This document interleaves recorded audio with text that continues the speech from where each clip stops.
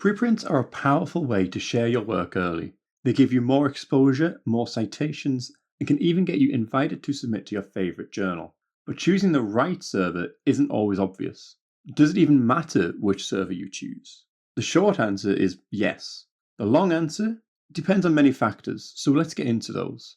And stick around to the end for our recommendations based on years of experience and data. Different preprint servers serve different purposes. Some focus on rapid dissemination, some prioritize stronger screening, and some are designed for very specific research communities. There are over 50 different preprint servers with life science content. That's a lot of options, and no two servers are the same. They each offer different things. So, what do you need to consider?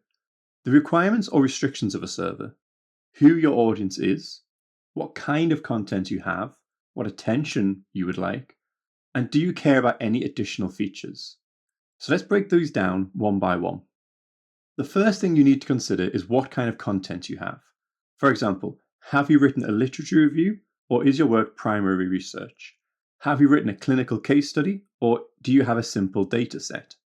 This is an important first step as this dictates your answers to all of the following considerations. The next key question is to consider server restrictions. Some servers have no restrictions in place, allowing you to post anything you like.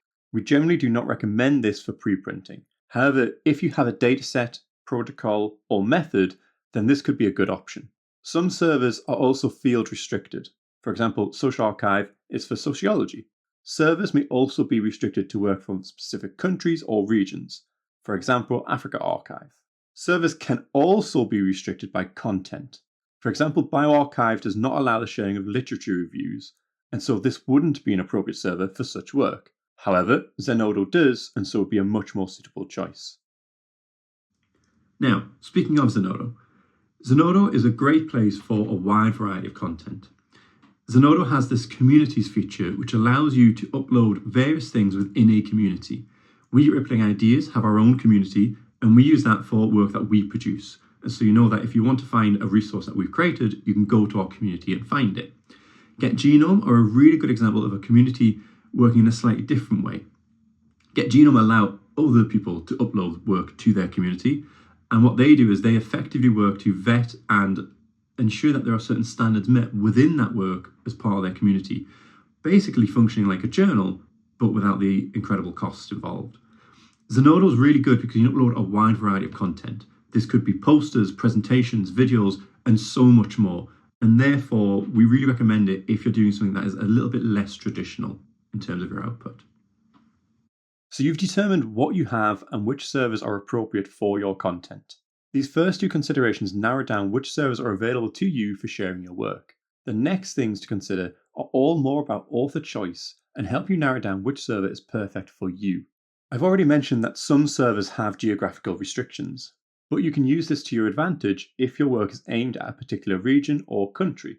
For example, in 2024, I was involved in a study looking at the perceptions of Africa-based researchers towards preprints. We chose to share that work on Africa Archive as this was the most appropriate for both the content and our target audience. Your audience may be field-based, in which case you might choose a server that caters to that specific field. For example, Meta Archive hosts meta-science and meta-research. If you don't have a specific audience in mind, then a general server such as OSF could be a good option. The type of work, server rules, and your target audience are the three things that most dictate which server you will use. But some servers also provide additional features. The standout example here is bioRxiv and medRxiv. These servers form the narrative element in a constellation of research outputs and more. These servers collaborate with journals and author services to enable the easy sharing of your preprint for journal submission, non-journal organized feedback, and much more. These servers also provide additional layers of context and usability features to your work, helping accessibility and reach. You should also consider the kind of attention you want. Data shows that preprints in the life sciences that are posted to bioRxiv get more altmetric attention, more views and downloads, and more citations than preprints posted to other servers. Now, this does not mean that you should post all of your work to bioRxiv, at least not without considering the other points we've discussed. But this is good information to have in making your choice. So is there anything else you should consider? There's one big consideration we've left out so far, and that is where the server is located. Given the current political landscape, particularly in the US, Hungary, Russia, and other countries, you might want to consider where the preprint servers are actually hosted. Related to this is how the servers are governed. Is the server run by a non-profit? Is it community run? Or is it owned by traditional for-profit publishers? We generally recommend servers run for and by the community rather than those owned by traditional publishers. You can check out our preprint server list to get this kind of information. So here are some questions you should ask yourself when you next post a preprint. What kind of work are you trying to post? Who and where is your audience? What kind of attention do you want? And do you care about researcher-led efforts and other aspects to a preprint server? But what about some quick professional recommendations? Well, here are the general rules I use for my own projects and work. If I have work suitable for bioRxiv, then that is always my first choice. If I have work that bioRxiv does not accept, such as literature reviews, then Zenodo is always my second choice. Otherwise, I make decisions based on the target audience. But where possible, I always stick to those two locations as these are the efforts I most support and are well aligned to what the community needs and with the values of Rippling Ideas. If you want to learn more about preprints, then check out Rippling Ideas, an advocacy and consulting organisation led by the world-leading preprint experts with a people and evidence-driven approach that you won't find anywhere else.